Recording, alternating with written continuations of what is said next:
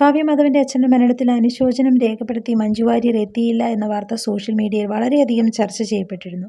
എന്നാൽ മഞ്ജു വാര്യർ ആ ദിവസം തന്റെ പുത്തൻ സിനിമയുടെ പോസ്റ്ററും മറ്റു ചില ഹിറ്റ് ഗാനങ്ങളുമൊക്കെയാണ് ഇൻസ്റ്റാഗ്രാമിൽ സ്റ്റോറിയായി പങ്കുവച്ചത്. അതേസമയം ഇപ്പോഴിതാ കാവ്യയുടെ ആദ്യ ഭർത്താവ് നിശാൽ ചന്ദ്ര പ്രതികരിച്ചത് എങ്ങനെയെന്നാണ് ആളുകൾ തിരയുന്നത്. നിശാൽ ചന്ദ്രയുമായി ഈ കുടുംബത്തിന് വളരെയധികം ശത്രുതാ മനോഭാവമായിരുന്നു ഉണ്ടായിരുന്നത്. ഒരു വിധത്തിൽ പറഞ്ഞാൽ മഞ്ജുവിനോടുള്ളതുപോലെ മറ്റൊരു രീതിയിലുള്ള ശത്രുത. കാവ്യ മാധവനും നിശാൽ ചന്ദ്രയും തമ്മിലുള്ള വിവാഹം നടന്നപ്പോൾ അച്ഛനും അമ്മയും വളരെയധികം സന്തോഷിച്ചു.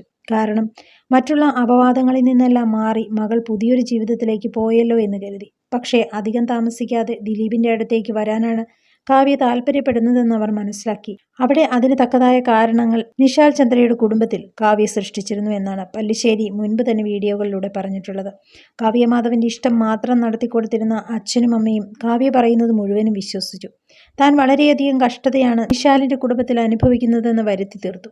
ഇത് വിശ്വസിച്ച് ആ മാതാപിതാക്കൾ വിവാഹമോചനത്തിന് കാവ്യയെ സപ്പോർട്ട് ചെയ്തു എന്നൊക്കെയാണ് വാർത്തകൾ വന്നത്.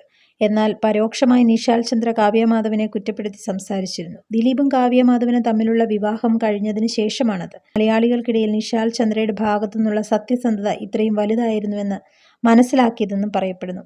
പക്ഷേ അതൊന്നും ആ മനുഷ്യനെ തളർത്തി കളഞ്ഞില്ല. അദ്ദേഹം ഏറ്റവും നല്ല രീതിയിലുള്ള കുടുംബജീവിതമാണ് ഇപ്പോൾ നയിച്ചുകൊണ്ടിരിക്കുന്നത്. അതുകൊണ്ട് തന്നെയാണ് കാവ്യയുടെ അച്ഛൻ്റെ മരണത്തിൽ അദ്ദേഹത്തിൻ്റെ പ്രതികരണം എന്തായിരുന്നു എന്ന് നോക്കിയത്.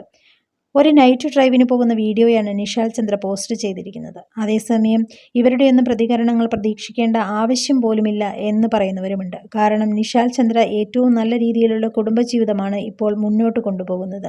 ഭാര്യയും 2 മക്കളും അടങ്ങുന്ന അദ്ദേഹത്തിൻ്റെ ആ സന്തോഷത്തിലേക്ക് അനാവശ്യമായി എത്തി നോക്കുന്നത് ശരിയല്ല എന്ന് പറയുന്നവരുമുണ്ട്.